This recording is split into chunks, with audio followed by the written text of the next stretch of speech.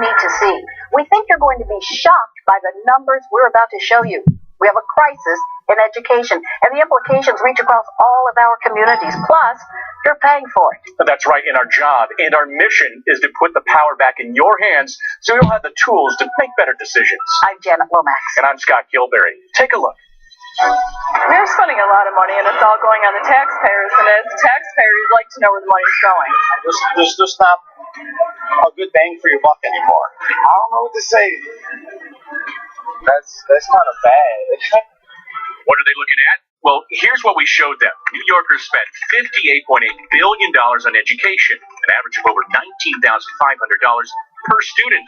That's the highest in the country. Our teachers also earn the highest average salary in the country at over $75,000.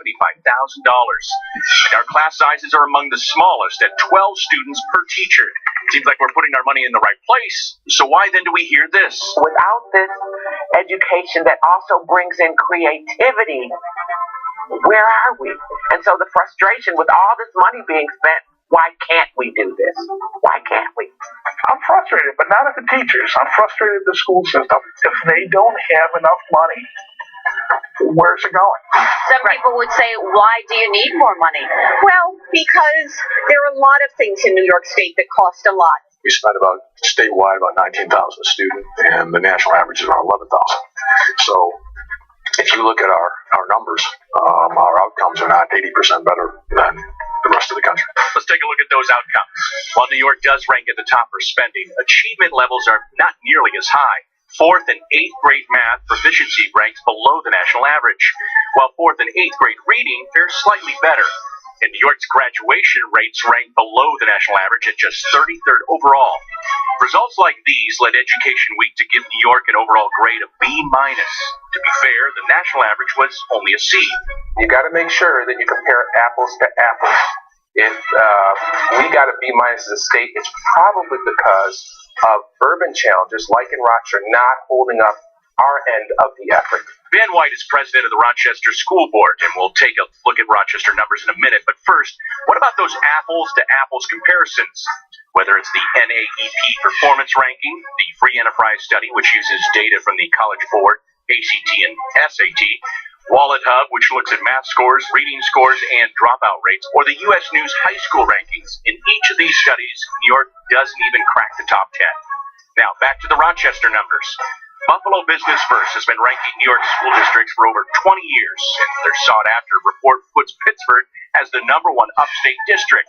In fact, a number of our area schools are real standout success stories. But first, I want you to flip through and find me the Rochester City School District, where they rank. Turn again. Oh, way back there. Should I flip to the back? You don't see it still. Oh my gosh. Rochester ranks dead last in all of upstate New York, 432 out of 432. Last at the bottom. They need to take care of it. Rochester spends well over $21,000 per student, with a total budget near $800 million. 28% of students drop out, and only 5% are college ready. Plus, just 43% of students graduate, the worst performance of all major school districts in New York. Money alone won't solve this problem. This will require families, students, community. The district has to change. We are too inflexible. And if you can believe it, it gets worse. Only 9% of black males graduate, and only 10% of Latino males earn a diploma in 4 years. How is it we can have the top-rated school district in the state just minutes down the road from the absolute worst? Who's responsible? That's what all of us at News 10 NBC are working to find out. Because look what can happen when a school system can't educate our kids.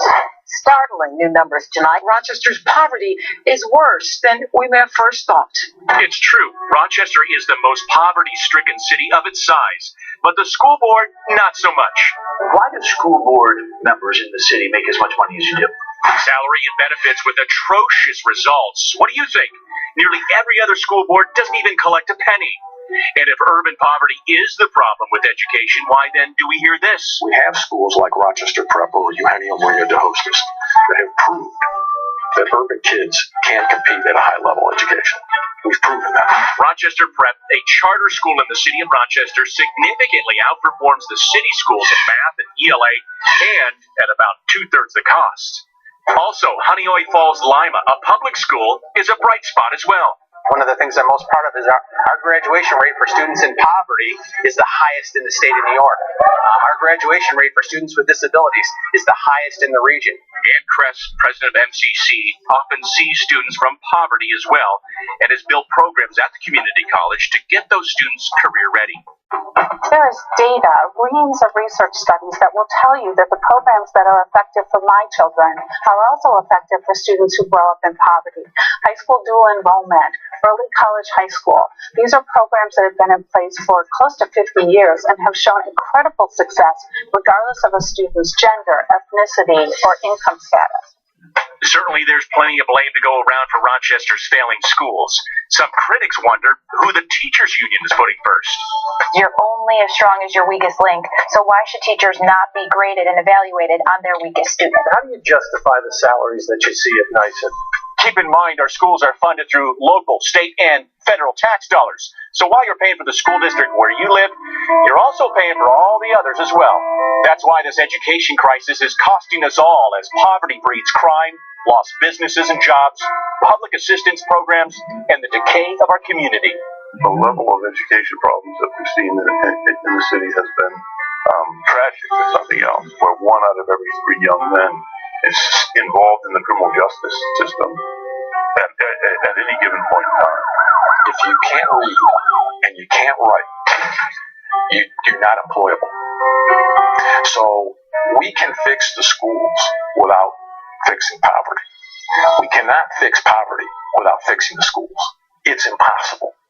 So this argument that we get a pass because of the poverty statistics, it just doesn't hold up.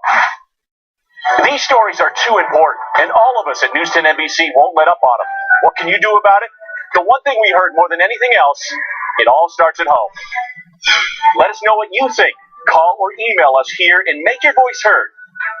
We'll be right back.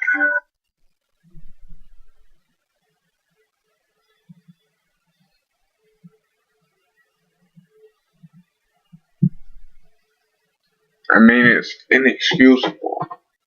It's Rochester. It's the lowest in this. It's the lowest performing place, district in the entire state.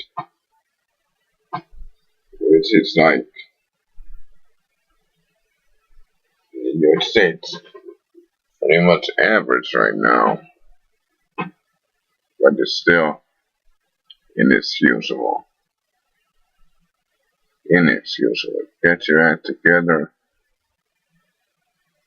Or children have the big bucks to pay for students, teachers in the Rochester City School District with little to no results.